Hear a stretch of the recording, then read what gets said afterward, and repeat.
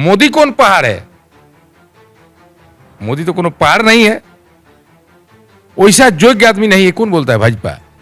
राहुल गांधी जो कॉलेज में पढ़ा है, जो स्कूल में पढ़ा है, उसका डेयरी, उसका उस रूम में कभी वैसे स्कूल में मोदी जी घुसा है? और भारतीय जनता पार्टी का मूल उद्देश्य झारखंड की जल जंगल और जमीन को लूटना है। उसने नियोजन नीति इसलिए नहीं बनाया ताकि वो अपने पूंजीपति दोस्तों को यहाँ की जंगल और जमीन लूट करके दे सके और उनसे लुटवा सके। कांग्रेस के हैं गैर खतियानी, लेकिन विचारधारा क्या है? यहाँ के लोगों के हक अधिकार पहचान को लेकर कांग्रेस की बात है। लेकिन यही अगर बीजेपी का नेता होता तो उनकी विचारधारा क्या होती है आप लोग समझ ही सकते हैं। स्वयं मोदी जी की भाषा, स्वयं मैं गधे से प्रेरणा लेता हूँ। तो जो गधे से प्रेरणा लेता है, आपको क्या लगता है कि लोग उससे प्रेरित होंगे? हेमंत सोरेन मुर्दाबाद काहे बोल रहे हैं?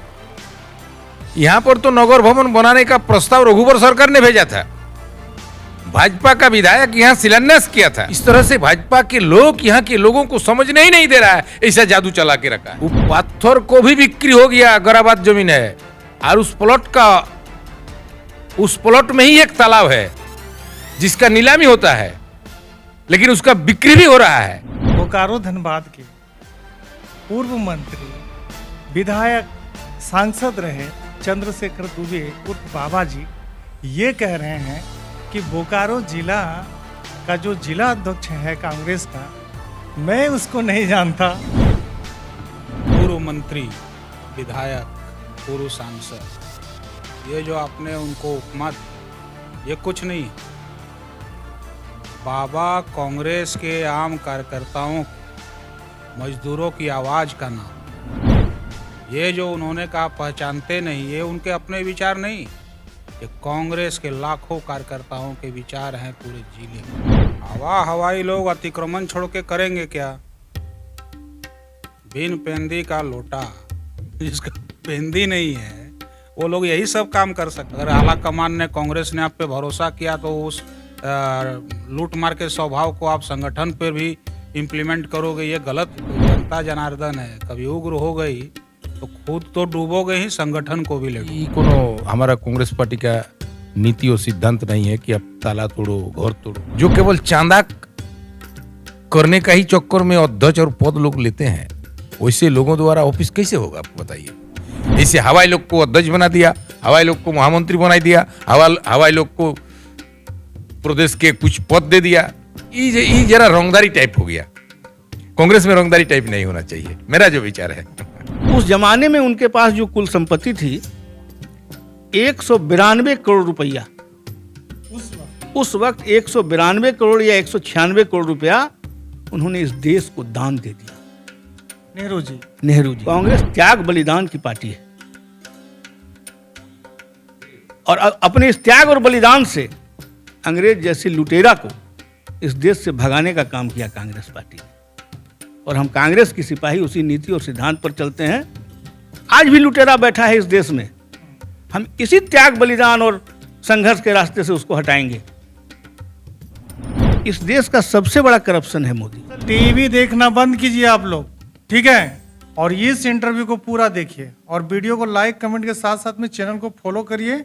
अगर फेसबुक में देख रहे हैं, यूट्यूब में देख रहे हैं तो सब्सक्राइब कीजिए। मोदी जैसे पुरुष को मोटिवेटर कह के आप बाकी मोटिवेटरों का अपमान मत करें। अरे धर्म के नाम पर किसी को भड़का देना मोटिवेशन होता है?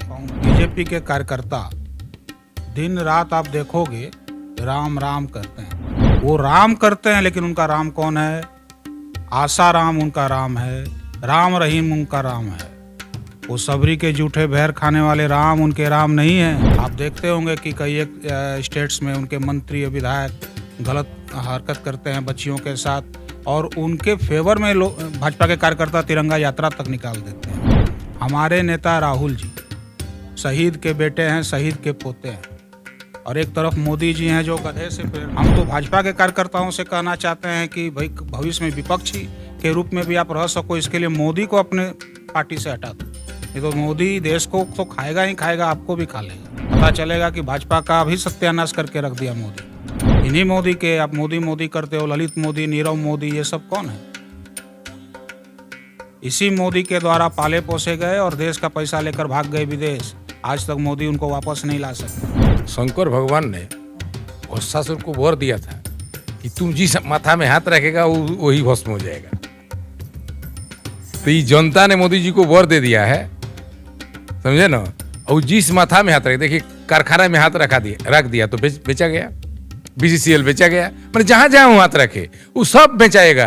और लास्ट में देखिएगा अब तो हम प्रधानमंत्री लायक का उम्र नहीं है, तो भाजपा को भी भस्मासुर जैसा भस्म करके रख देगा। इसका नाम है मोदी। उस व्यक्ति ने तो खुद ही कहा है कि मैं झोला उठा के चला गया, झोला उठा के भाग गया। सब कुछ बेचने के बाद मैं झोला में भरूंगा, उठाऊंगा और भाग जाऊंगा। झारखंड के सभी भाइयों को अनुरोध, झारखंड को बदनाम करने का और झारखंड को बर्बाद करने की जो साजिश केंद्र सरकार कर रही है, वर्तमान झारखंड सरकार पूरी तरह आपके साथ है, लेकिन आपके साथ की भी ज़रूरत हेमंत सोरेन साहब को है।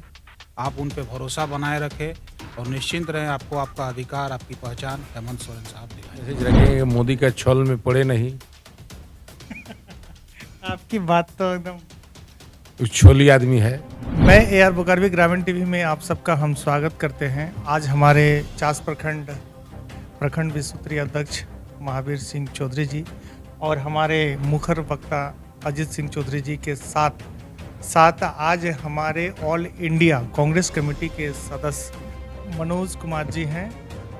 मनोज जी, एक बात बताइए, 1932 खतियान आज कहीं ना कहीं हमारे जो झारखंड के राज्यपाल माननीय राज्यपाल महोदय हैं, उन्होंने वापस किया सरकार को कानून का हवाला देकर कि ये संविधान की धारा 16 का जो है कि उल्लंघन करता है। तो इसमें आप कहीं ना कहीं आप तो खतियानधारी हैं ही नहीं और कांग्रेस के वरिष्ठ कार्यकर्ता हैं, आपका क्या इस विषय पर राय है? देखिए, ये लंबी लड़ाई है। हर राज्य का अपना स्थानीय नीति होता है। झारखंड का जब निर्माण हुआ तो संयोग से संख्या बल के आधार पर यहाँ भारतीय जनता पार्टी की सरकार बनी और भारतीय जनता पार्टी का मूल उद्देश्य झारखंड की जल जंगल और जमीन को लूटना है।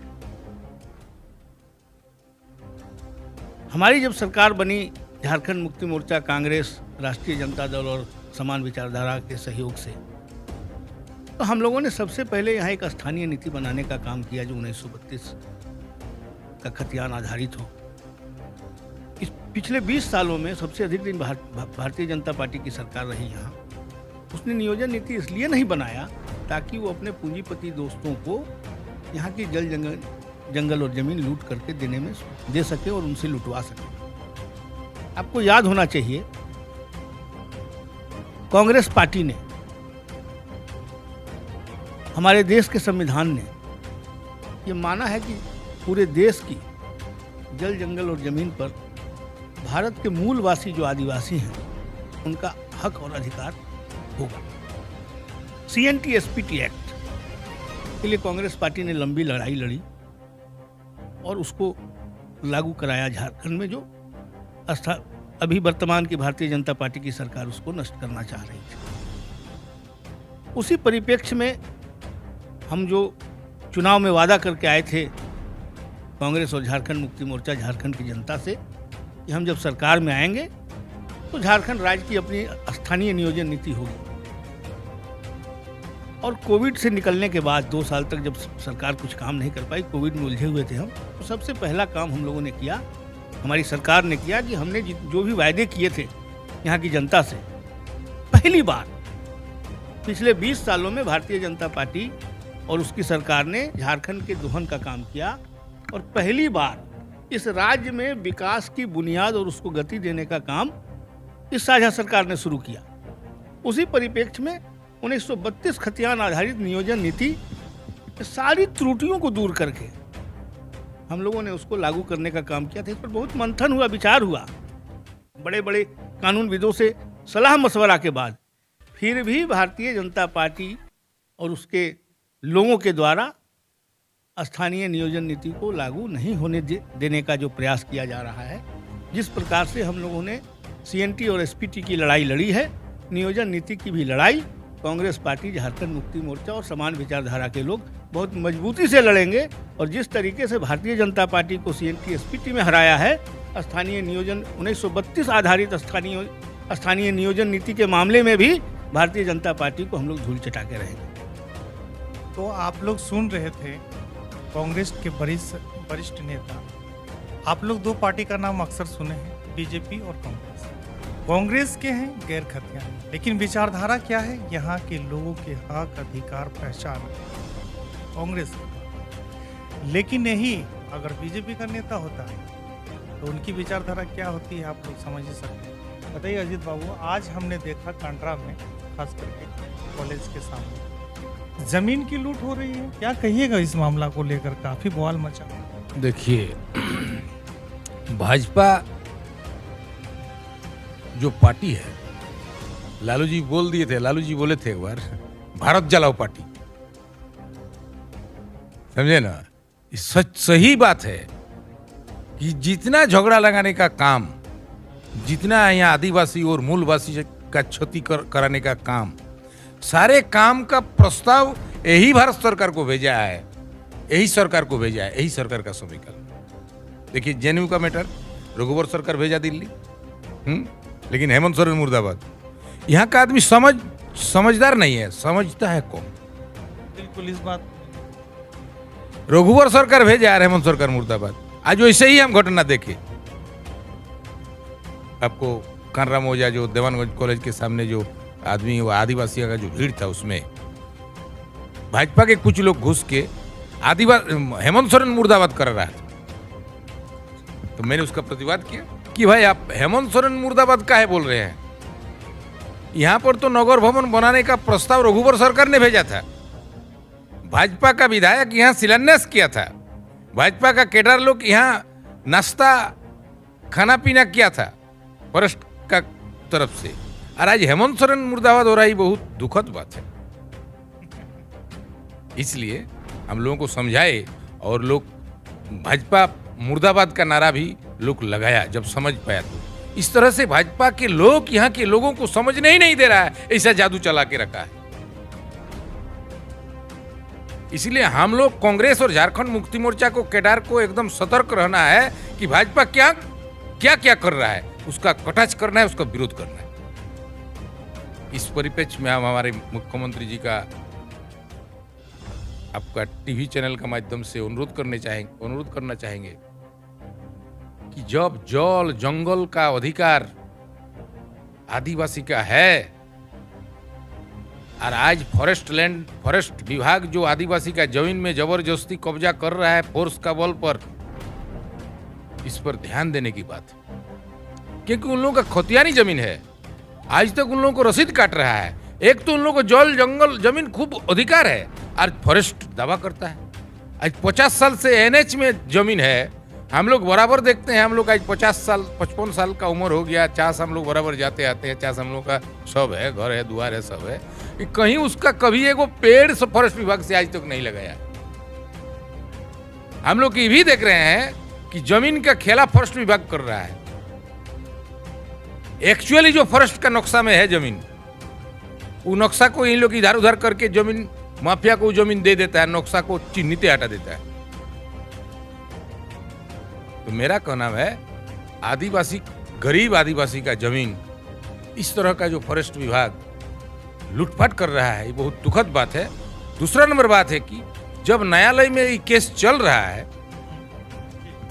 फॉरेस्ट विभाग भी केस में हाजिर हुआ है, तो संविधान का नियम है कोर्ट को मानना। हम कहते कि इतना जल्दीबाजी का है भाई? जब न्यायालय में विचाराधीन केस मेरा है, आप भी अपना प्रेजेंट हाजिर कोर्ट में कर दिए हैं, तो न्यायालय जो आदेश देगा उस आधार पर आप लोग काम कीजिएगा।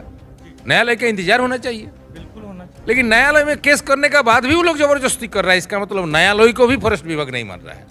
अपना जमीन सब बेच रहा है। फॉरेस्ट विभाग का जो अपना जमीन है सब माफिया को दे रहा है। अपना नक्शा हटा के, हम इनको बोल के नक्शा इसमें मैनेज करो, नक्शा को इसको हटाओ, और माफिया को दे रहा है। आश्चर्य की बात है, यहाँ का चंदन क्यारी का भाराजुड़ी मौजा में 16 एकड़ का एक प्लॉट है, जिसमें पहाड़ी पत्थर है। वो पत्थर को भी बिक्री हो गया, गराबाद जमीन है, और उस प्लॉट में ही एक तालाब है जिसका नीलामी होता है, लेकिन उसका बिक्री भी हो रहा है। तो आप लोग समझ सकते हैं कि हमारे झारखंड को लूटखंड बनाने में पिछले 22 सालों से किसकी अहम भूमिका रही है। और जब इस तरह की बातें सामने आती है तो हम जैसे पढ़े लिखे लोग, हमें दुख होता है, दुख महसूस होता है। फिलहाल हम दादा से जानना चाहेंगे कि हमारे बोकारो धनबाद के पूर्व मंत्री, विधायक, सांसद रहे चंद्रशेखर दुबे उर्फ बाबा जी ये कह रहे हैं कि बोकारो जिला का जो जिला अध्यक्ष है कांग्रेस का, मैं उसको नहीं जानता।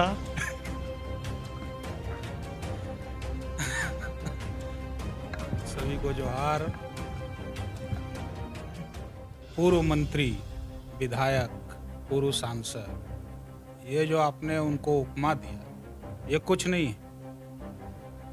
बाबा कांग्रेस के आम कार्यकर्ताओं की, मजदूरों की आवाज का नाम है। श्री चंद्रशेखर दुबे मजदूरों की और कांग्रेस के कार्यकर्ताओं की आवाज, और कार्यकर्ता जो सोचते हैं बाबा के जबान में वही शब्द रहता है। ये जो उन्होंने कहा पहचानते नहीं, ये उनके अपने विचार नहीं, ये कांग्रेस के लाखों कार्यकर्ताओं के विचार हैं पूरे जिले के। न्यूज में बहुत वायरल है कि वो ताला तोड़कर जो है कि जिला कांग्रेस कार्यालय बनाने की बात सामने आ रही है। तो आप समझ ही रहे हैं, पहचान तो बना ली उन्होंने। हवाई लोग अतिक्रमण छोड़ के करेंगे क्या? बिन पेंदी का लोटा, जिसका पेंदी नहीं है, वो लोग यही सब काम कर सकता है। अरे संगठन को मजबूत करने के लिए कुछ करो। ये सब लूट मार, मतलब जो आपके स्वभाव में है।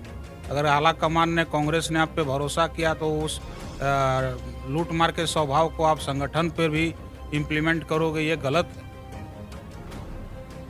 ऐसे कार्य से उनको बचना चाहिए, नहीं तो जनता जनार्दन है, कभी उग्र हो गई तो खुद तो डूबोगे ही, संगठन को भी ले डूबोगे। मनोज जी, एक और बात बताइए, आप काफ़ी समझदार और काफ़ी हमको बहुत अच्छे लगे। ये जो हमारे उमेश प्रसाद गुप्ता जी हैं, इन्होंने जो ताला तोड़ा है या जो इनका कार्यशैली रहा है, इसको आप किस नज़रिया से देखते हैं? देखिए, पार्टी जब किसी के कंधों पर जिम्मेवारी देती है तो पार्टी की निगाह भी उसके क्रियाकलापों पर होती है, और पार्टी उसी के अनुरूप फिर अगला कदम उठाती है। तो पार्टी की नीतियों, आदर्श और विचारधारा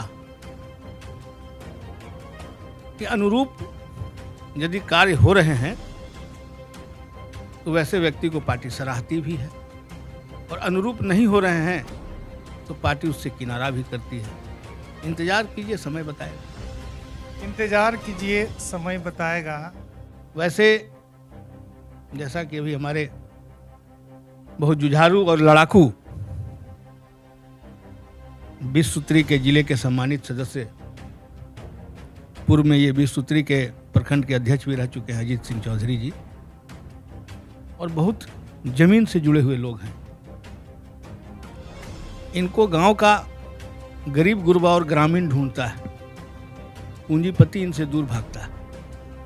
क्योंकि पूंजीपति को ये मालूम है कि यदि इनको अपने पास में बैठाएंगे तो ये उसका पर्दा फाश करके उसको जेल भिजवा देते हैं, और गरीब इनसे इसलिए सड़ता है कि गरीब का उद्धार हो जाएगा। तो ऐसे लोकप्रिय हैं हमारे अजीत जी, और आज इन्होंने बड़ा ही सरकारी पद के आड़ में, और सरकारी पद पर बैठे हुए व्यक्ति सरकारी पद का कैसे व्यवसायीकरण कर रहे हैं, उस पर इन्होंने अंकुश लगाने का एक पहला प्रयास किया कि चौधरी जी जैसा निस्वार्थ व्यक्ति और लड़ाकू व्यक्ति जो जनता के लिए ही जीता है और जनता के लिए ही मरता है, वो यदि सामने आ गया है तो उनको उस पद के कवच का सहारा नहीं लेने देना। तो समझ सकते हैं, अजीत बाबू की काफ़ी तारीफ मनोज जी ने कर दी। कांग्रेस के जो जिला अध्यक्ष हैं उमेश प्रसाद गुप्ता जी, उन्होंने सही प्रयास किया होगा, विफल होने पर भी ये उग्र रवैया अपनाया है ताला तोड़ने वाला। तो इसमें कोनो हमारा कांग्रेस पार्टी का नीति और सिद्धांत नहीं है कि आप ताला तोड़ो, घर तोड़ो। मेरा कहना है झारखंड गांव की झारखंड है। आज उमेश गुप्ता बोलिए और लोग बोलिए, लोग बोकारो बना तो सब लोग आए हैं, वो मेरा भाई है, तो मेरा कोई विरोध नहीं। लेकिन एक ऑफिस यहाँ पर बनना चाहिए, और ऑफिस बनने के लिए जो बीजेपी जैसा नहीं ना चाह रहा था कि 1000 करोड़ का ऑफिस बनाए जिला कार्यालय में। अभी तो आपका सीएम साहब भी बात को उजागर कर रहे थे कि ये बीजेपी वाले का हर जिले में जो है कि करोड़ों का बिल्डिंग बन रहा है, उसकी जांच पड़ताल कभी नहीं करवाते हैं। ना जांच करवाते हैं। आपको जो बोल रहे थे कि जमीन के बारे में, ऑफिस का बारे में, ऑफिस कांग्रेस को एक होना चाहिए, ये बात सच्चाई है। मेरा कहना है कि जब तक जमीन पार्टी और जमीन और ऑफिस और पार्टी का वर्कर और पार्टी का सेवा जिसका भावना में नहीं होगा, वो कैसे आपको ऑफिस बन सकता है? जो केवल चांदा करने का ही चक्कर में अध्यक्ष और पद लोग लेते हैं, वैसे लोगों द्वारा ऑफिस कैसे होगा आपको बताइए? जो यहाँ का जमींदार आदमी को इस अध्यक्ष जो पार्टी में समर्पित है, ऐसे ऐसे जमींदार लोग हैं जिनको अध्यक्ष बनाने से उस जमीन दान के रूप में पार्टी को देने के लिए भी तैयार ऐसे लोग हैं। लेकिन दुर्भाग्य है कि ऐसे लोगों को पार्टी कभी कोई पद में देना ही नहीं चाहा और दिया भी नहीं। ऐसे हवाई लोग को अध्यक्ष बना दिया, हवाई लोग को महामंत्री बना दिया, हवाई लोग को प्रदेश के कुछ पद दे दिया।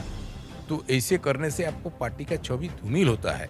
उमेश गुप्ता हम लोगों का भाई है, इसमें उसका कोई अध्यक्ष बने हैं, इसका मैं अब कोई विरोध नहीं कर रहा हूँ कि जब पार्टी बनाई जाए तो विरोध करके मेरा फायदा ही क्या है। लेकिन उमेश गुप्ता जी को ऐसा काम नहीं करना चाहिए। ये जरा रंगदारी टाइप हो गया।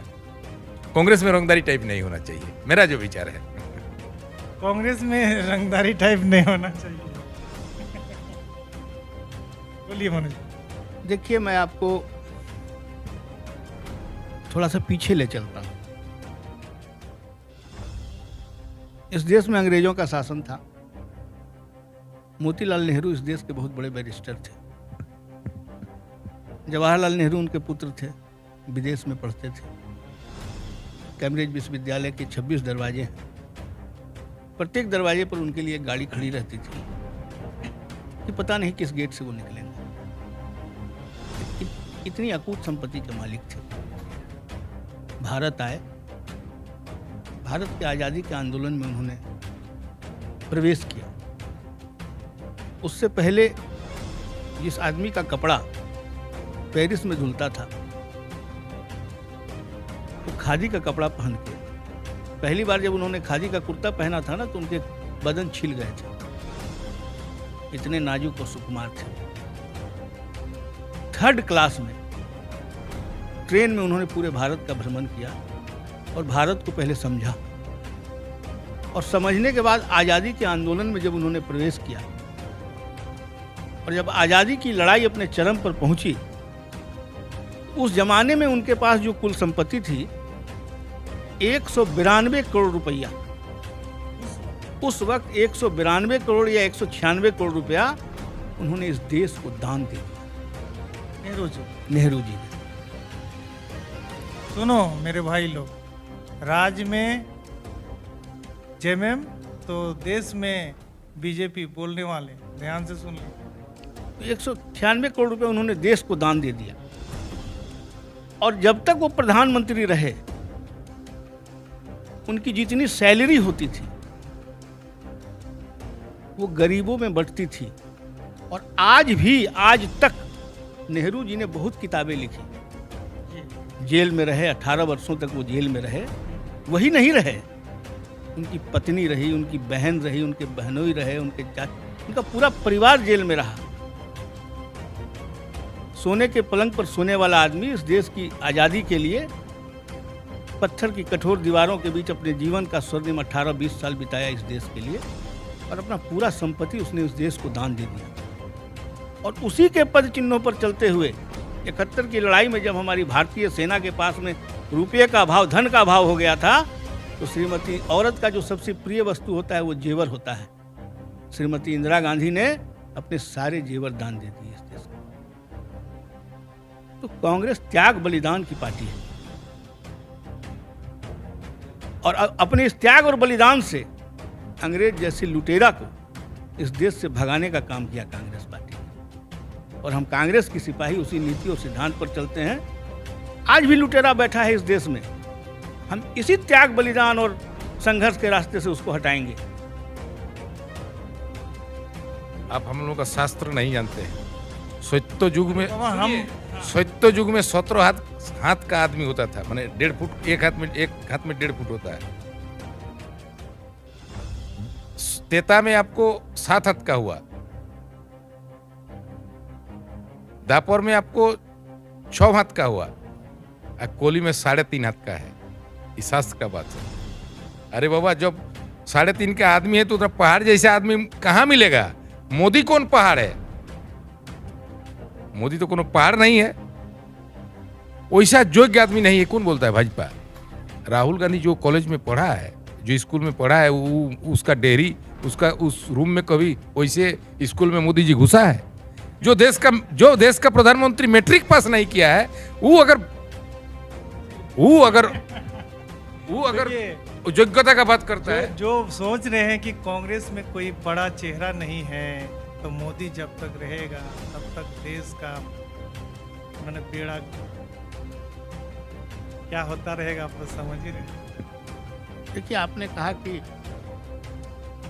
मोदी के बिना कोई ऑप्शन जी, मैं ये बात नहीं कह रहा हूँ। पब्लिक के बीच, पब्लिक नहीं, आप भाजपा समर्थित जी। की बात कर रहे हैं। इस देश का सबसे बड़ा करप्शन है मोदी। इस देश का सबसे बड़ा करप्शन है मोदी। और इस करप्शन में जो सबसे ज्यादा लाभ लेने वाले हम दो, हमारे दो, इन दो के दो जो हैं, उनके द्वारा जो मीडिया है, सारे मीडिया हाउस को परचेज कर लिया उसने जी। और सोशल टीवी देखना बंद कीजिए आप लोग, ठीक है? और इस इंटरव्यू को पूरा देखिए और वीडियो को लाइक कमेंट के साथ साथ में चैनल को फॉलो करिए। अगर फेसबुक में देख रहे हैं, यूट्यूब में देख रहे हैं तो सब्सक्राइब कीजिए। तो मैंने कहा ना, आपको पहले भी बताया कि कांग्रेस, हम लोग इसी मार्ग पर चल के आज देखिए, राहुल जी भारत जोड़ो, कन्याकुमारी से कश्मीर तक की यात्रा उन्होंने कंप्लीट की और इतिहास दोहराया उन्होंने। उस जगह पे पंडित जवाहरलाल नेहरू ने राष्ट्रीय ध्वज फहराया था और वहीं कश्मीर में राहुल जी ने राष्ट्रीय ध्वज फहराया। भारतीय जनता पार्टी और इस देश की सरकार ने यात्रा को 2-3 बार रोकने की कोशिश की, कभी कोविड के नाम पर, कभी कश्मीर इनको नहीं जाना चाहिए, खतरा हो सकता है। अरे, जो आदमी कश्मीर की वादियों में जन्म लिया हो, जो उसका पुश्तैनी घर है, अपने घर में किसी को खतरा हो सकता है क्या? खतरा तो उस बाहरी विचारधारा को होना चाहिए जो इस देश में बैठा है। जब वो बाहरी विचारधारा इतनी सुरक्षित है इस देश में, इस देश के शीर्ष पद पर बैठी हुई है, तो उस घर वाले को उसके घर में क्या खतरा होगा? कश्मीर से कन्याकुमारी तक भारत का हर एक कोना इस गांधी नेहरू परिवार का घर है। भारत के गांव, भारत की आत्मा भारत के गांव में बसती है और हर भारतीय के हृदय में गांधी और नेहरू परिवार बसता है। उसको किससे डराना चाहते हो? आप मनोज बाबू, एक बात हम बता दे रहे हैं आपको, बात को पूरी कीजिएगा। जितने भी पढ़े लिखे लोग हैं, आज तक मैंने रिपोर्टिंग किया, एक भी मोदी के पक्ष में नहीं बोलता। देखिए, भारत जो है ना, भारत के लोग बड़े सीधे साधे और भोले भाले होते हैं। मैं पूरी बात बता देता हूँ। भारत के लोग बड़े भोले भाले और सीधे साधे होते हैं। आरएसएस की पूरी विचारधारा का अध्ययन आपने नहीं किया है। आरएसएस की नीतियों का जब आप अध्ययन करेंगे, आरएसएस की नीति है, आरएसएस की नीति है कि जो सुदूर इलाका है या जो ग्रामीण इलाका है जहाँ के लोग, तो उसका है कि विद्यालय मत बनवाओ, एकदम वहाँ मंदिर बनवाओ। विद्यालय नहीं बनवा के वहाँ मंदिर बनवाइए। सुनो मेरे भाई, कांग्रेस पार्टी कहती है कि वहाँ विद्यालय बनाओ, ये वहाँ मंदिर बनाने की बात करते हैं। हम बोलते हैं रोजगार के साधन पैदा करो। इनका विश्वास उस पर नहीं, ये बोलते हैं नहीं, सारे रोजगार को खत्म करके एक आदमी रोजगार करेगा। छोटे छोटे रोजगारों पर इनका हमला है। आपको हरियाणा जहां इनकी सरकार है, किसान आंदोलन से पहले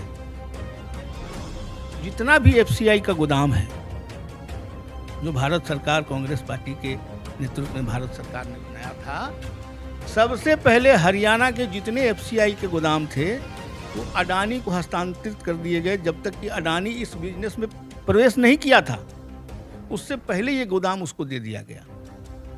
इशारा उसी समय हो गया कि अब ये इस व्यवसाय में प्रवेश करेगा। किसानों ने जबरदस्त विरोध किया। किसान बिल जो इनके पक्ष में था, उसको वापस लेना पड़ा। आज जितने बड़े बड़े रिलायंस मार्ट बने हुए हैं, तो इसका असर कहाँ हो रहा है?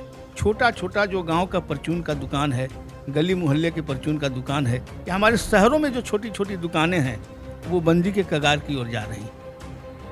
आरएसएस की नीति है कि बेरोजगार। आपको पता है 1947 में जब हमारा देश आज़ाद हुआ तो आरएसएस ने इसका विरोध किया था। आरएसएस का कहना था कि हमको आज़ादी अभी नहीं चाहिए, हम आज़ादी उस समय चाहते हैं जब इस देश की सारी संपत्ति हमारे 2-4 विश्वसनीय पूंजीपति के हाथ में होगी, तब हम आज़ादी चाहते हैं। उनके विश्वसनीय 2-4 पूंजीपति के हाथ में, और आज वही हो रहा है। इनके विश्वसनीय जो 2-4 साथी हैं, इनके पूरे देश की संपत्ति धीरे धीरे करके उनके हाथों में दी जा रही है। जितने सार्वजनिक, आधुनिक भारत का मंदिर बनाया था नेहरू जी ने, सार्वजनिक क्षेत्र के उपक्रम आधुनिक भारत के मंदिर हैं, ये नेहरू जी का कहना था। आधुनिक भारत के मंदिर कल कारखाना लगाएंगे, हमारे लोगों को रोजगार मिलेगा और उनका जीवन स्तर। आज अब देखिए बोकारो स्टील की स्थिति, बोकारो के अगल बगल की स्थिति देखिए, जहाँ जहाँ सार्वजनिक क्षेत्र के उपक्रम लगे हैं वहाँ के लोगों की स्थिति देखिए, और जहाँ नहीं है कल कारखाने वहाँ की स्थिति देखिए। ये क्या करना? पढ़े लिखे लोग इनके पक्ष में बिल्कुल नहीं, कभी नहीं रहेंगे। आप लेकिन देखिए, मोदी जी का जो नेतृत्व हम देख रहे हैं, एक रिपोर्टर होने के नाते, एक तो आपने कहा कि सारे मीडिया को उन्होंने ऑब्जर्व कर लिया, और जो मीडिया उनकी विचारधारा से विपरीत रहे उनको चैनल से बाहर कर दिया गया।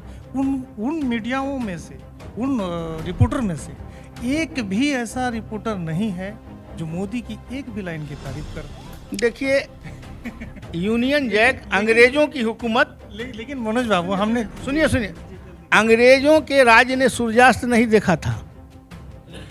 कांग्रेस के लोग जो उसके खिलाफ आंदोलन करते थे उनको जेल में डाल दिया जाता था, उन पर मुकदमा कर दिया जाता था, उनको भगा दिया हम लोगों ने ना।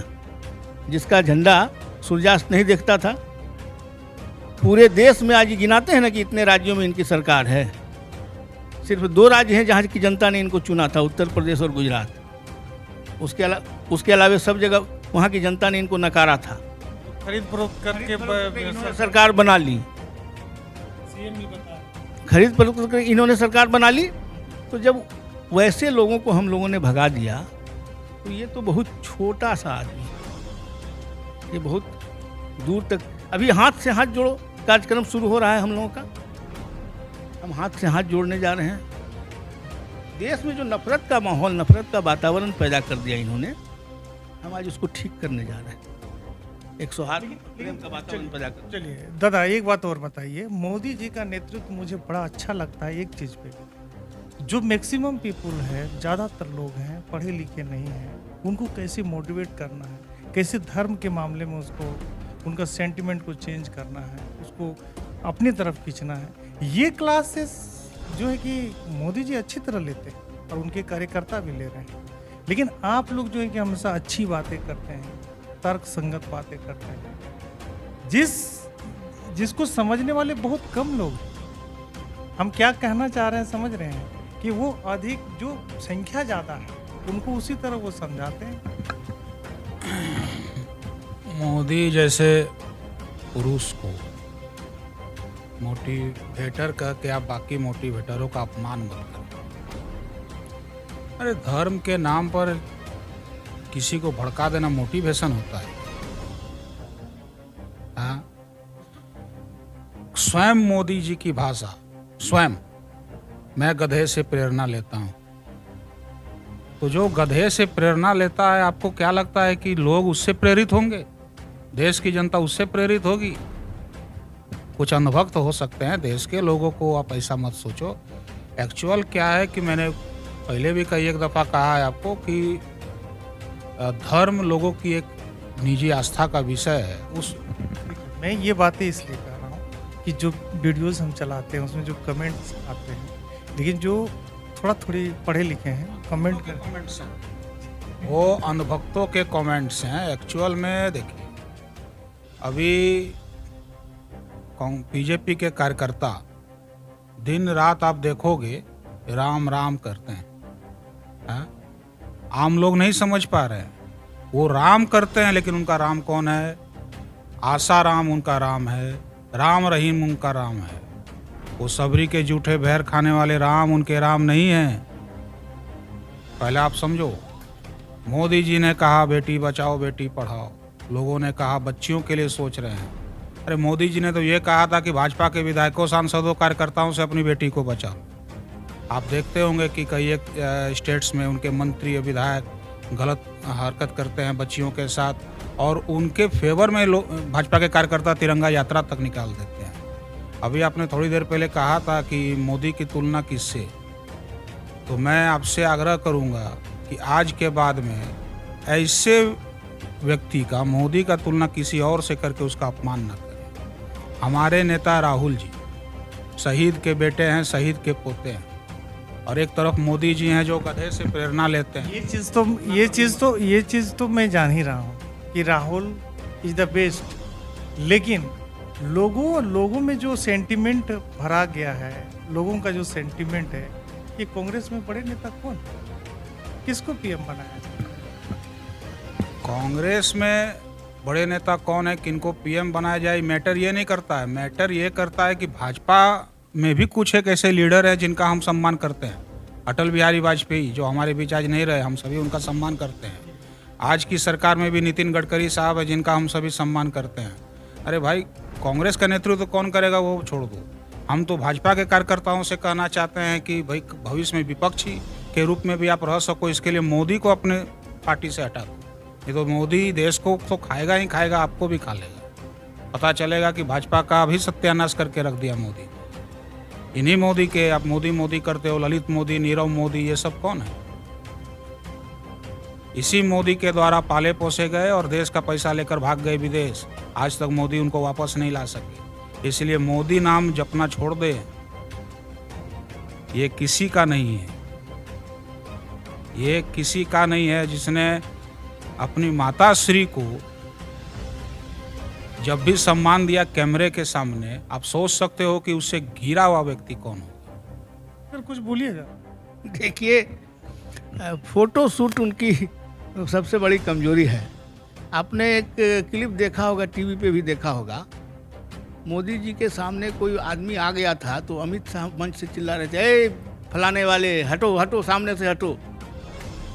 आपने कई बार देखा होगा बड़े बड़े सरकारी समारोह में कि मोदी जी खुद अपने हाथ से किसी को खींच के पीछे कर देते हैं, क्योंकि फोटो उसका भी साथ में चला है। तो फोटो खिंचाने का उनके मुख्यमंत्री तक उनकी रैली में पीछे पीछे चलते हैं।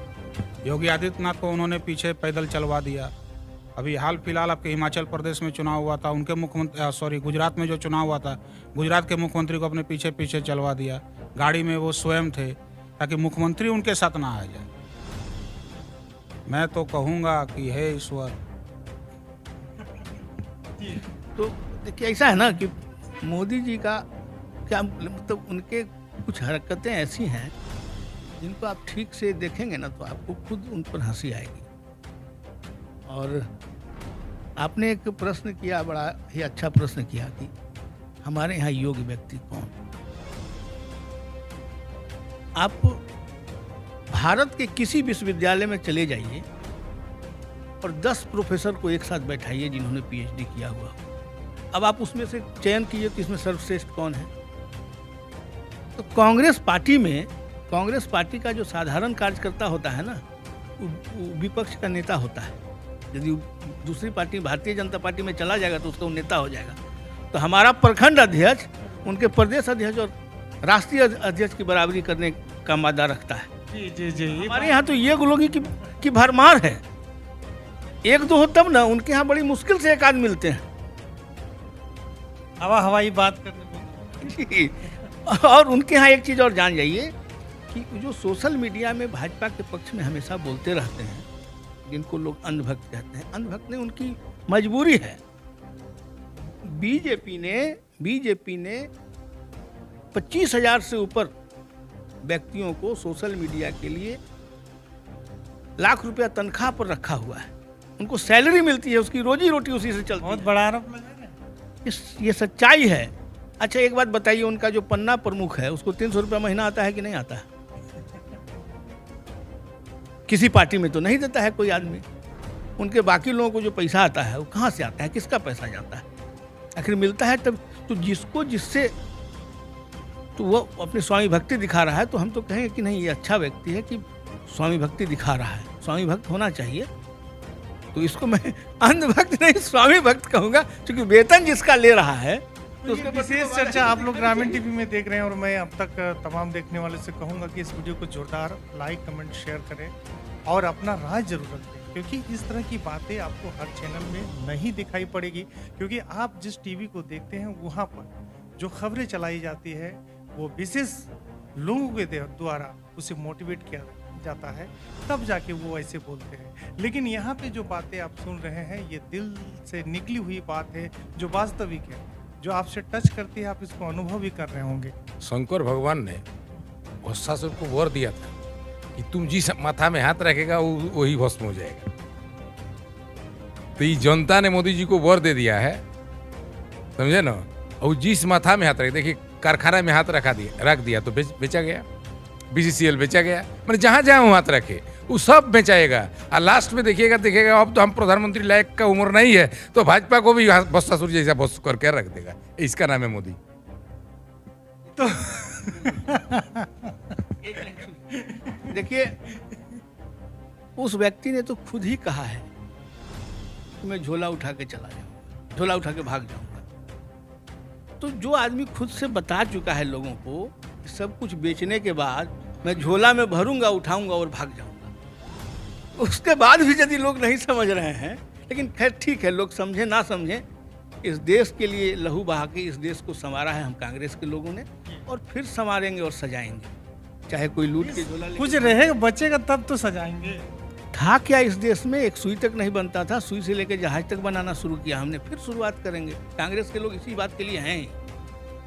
लगता है कि आने वाले हम जो बड़े बड़े जो पत्रकार हैं उन्होंने, उनकी बात अगर मैं आपको बताऊं तो उन लोगों का कहना है कि देश 50 साल पीछे चला गया, लेकिन यहाँ के लोग कुछ समझ में नहीं आ रही है। 50 साल पीछे नहीं चला गया। सबसे आपको एक गंभीर बात बता दूं कि जो परिस्थिति इस देश की बन रही है, जो हमारे यहाँ पेंशनधारी लोग हैं, सैलरी की बात आप भूल जाइए, शायद उनको पेंशन मिल पाएगा या नहीं। इनके मित्र जो यहाँ से पैसा ले लेके जा रहे हैं, आप सोच लीजिए भाई, पार्लियामेंट में स्टेटमेंट है, रिजर्व बैंक को नहीं पता है कि अडानी को कितना पैसा बैंकों ने ऋण दिया है। जब रिजर्व बैंक को नहीं पता है, जो सारे बैंकों का कंट्रोल जिसके हाथ में है, कि अडानी को कितना पैसा लोन दे दिया गया, उसके पास वो डाटा नहीं है, आप समझ सकते हैं कि क्या इस देश की हालत हो गई है आज के दिन। जब वो देश बड़ी गंभीर समस्याओं से गुजर रहा है, और जो भी हमारे माननीय स्वतंत्र पत्रकार लोग हैं, उन लोगों का साफ कहना है कि देश 50 साल पीछे चला गया है। आने वाले समय में ये जो गया है पीछे, उसका परिवर्तन आप लोगों को देखने को मिलेगा। वक्त रहते सुधर जाएं, और देश को जिन्होंने बनाया है, आज भारत देश जिस पार्टी के नाम से गर्व करता है, उस पार्टी के बारे में आप लोग क्या सोचते हैं, एक बार हमारे चैनल में जरूर लाइक कमेंट रखिएगा। ज़्यादा अंत में रखिए, काफ़ी लंबा ये जो हम लोग का विचार है और ये सभा है, ये चल रही है। अंत में मैं अपने झारखंड के सभी भाइयों बहनों को कहना चाहूँगा आपके चैनल के माध्यम से कि फिलहाल झारखंड को बदनाम करने का और झारखंड को बर्बाद करने की जो साजिश केंद्र सरकार कर रही है, वर्तमान झारखंड सरकार पूरी तरह आपके साथ है, लेकिन आपके साथ की भी ज़रूरत हेमंत सोरेन साहब को है। आप उन पे भरोसा बनाए रखें और निश्चिंत रहें, आपको आपका अधिकार, आपकी पहचान हेमंत सोरेन साहब दिलाएंगे। और जो भी हमारे वीडियोस में खास करके कमेंट आते हैं बीजेपी और आजसू के लोगों का कांग्रेस के वीडियोस में, तो उससे आप लोग को ज़्यादा मन क्षुब्ध नहीं करना है, क्योंकि ऐसे लोग को आप लोग समझ ही रहे हैं और ऐसे लोगों से सावधान रहना है। अंत में कुछ मैसेज, अब क्या मैसेज रखेंगे? अब इतना ही मैसेज रखेंगे कि मोदी का छल में पड़े नहीं। आपकी बात तो एकदम छोली आदमी है, माया भी है, जानते हैं ना। राक्षस कभी मारिच का वेश धारण कर लेता है, कभी हरिण का वेश धारण कर लेता है। इसलिए इस वेश को ध्यान करना पड़ेगा कि मोदी मनुष्य नहीं है, मोदी राक्षस है। वो राक्षस का बहुरूप होता है, इसलिए समझना चाहिए आदमी को, इसका बहुत रूप होता है। नहीं तो मर्डरों करा देता है। पुलवामा जो सेना को मरवा दिया, आप सुने? एक बार पेपर में हम देखे थे, मैंने आपका मोबाइल तक जांच नहीं। सुनिए, मोबाइल में देखे हम कि राम मंदिर तालिबान के लोग उड़ाने का षड्यंत्र कर रहा है। इसलिए आप चैनल के माध्यम से हम ये भी मोदी जी को अनुरोध करना चाहेंगे कि राम मंदिर का ऐसा पहरा का व्यवस्था करे जैसे वहाँ पर मच्छर नहीं घुस सके, इस तरह का व्यवस्था कीजिए। नहीं तो बाबा पुलवामा जैसा कांड करके यार वोट का हवा मत कीजिए।